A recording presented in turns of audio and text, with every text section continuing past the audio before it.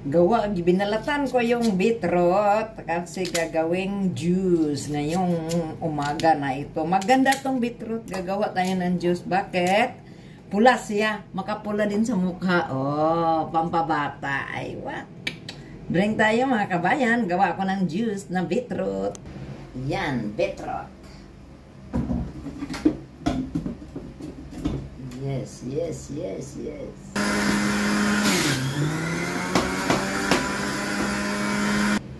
Drink tayo, mga kabayan, oh. Maliit na baso na lang kasi walang kabo. Ito na naman, oh. Okay, so alright. Uminom kayo ng beetroot. Maganda ito sa atong katawan. Ay, wow. O, tagay sa maliit na baso. I love you all 3 times a day. Yes! Sa beetroot. Beetroot.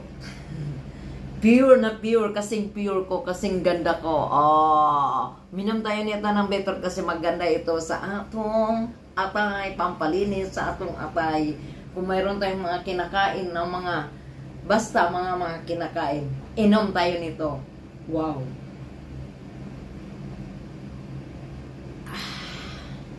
Sarap.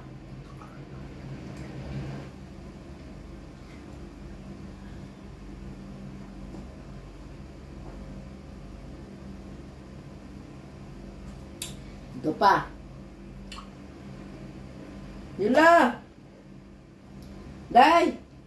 Dali! Dali ba? Tagay!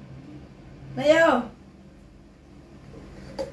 Wala man ko yung mga baso ni nga puti, nga wala naman. Dali, dali! Ano nga dami kayo? Ah. Ito lang sa'yo. Tagay siya o nagtagay o. Ayan. Tagay! Tuba! Tagay tayo. Mag-inom-inom tayo ng beetroot. Ito ako sa akin. Dali tuba! Sarap day. Tuba. Guys, ang gagawin ko ngayon, orange. Balatan ko muna ang orange, guys. Okay? Ganyan. Balat. Okay, guys. Balat muna. Tapos, ang ihalo ko nito is carrots. Ganyan. Pero hugas na to siya, guys. Okay, guys. Ang orange o carrots, ipasama-sama siya is, mayroon ang carrots, may lycopene. Magpaganda to sa kutis. Isa pa mampalinis sa atong atay o sa atong kidney, mga kabayan. Inom tayo nito, mga kabayan. I love you. Okay, gagawa tayo ng orange juice. Pagsak ng orange juice, guys. Carrots, guys. Carrots.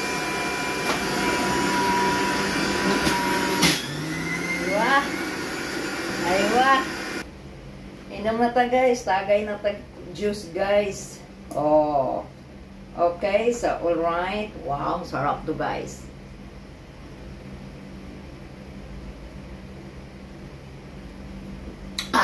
Sarap! Makasigaw ka ng orange! Carrots!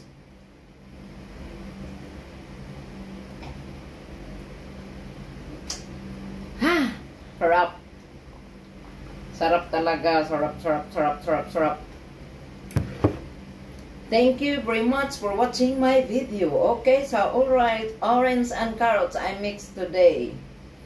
The carrots is more health, good health. So, alright, okay. And we have a lycopene. Ay, wow. Guys, andito tayo sa abroad, kailangan mag-juice tayo. Mag-inom ta palagi ng fresh juice kasi pagdating sa Pilipinas, wala ang mahal ng kuryente doon. Mga guys, talaga. Mahal ang kuryente. Kasi nung umuwi ako, ay, ang hirap.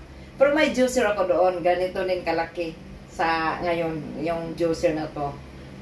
Kailangan talaga natin nga ano, kasi pag hindi ako mag-inom ng fresh juice, para ako magluya. parang hindi ako komportable ba sa isang araw na walang juice.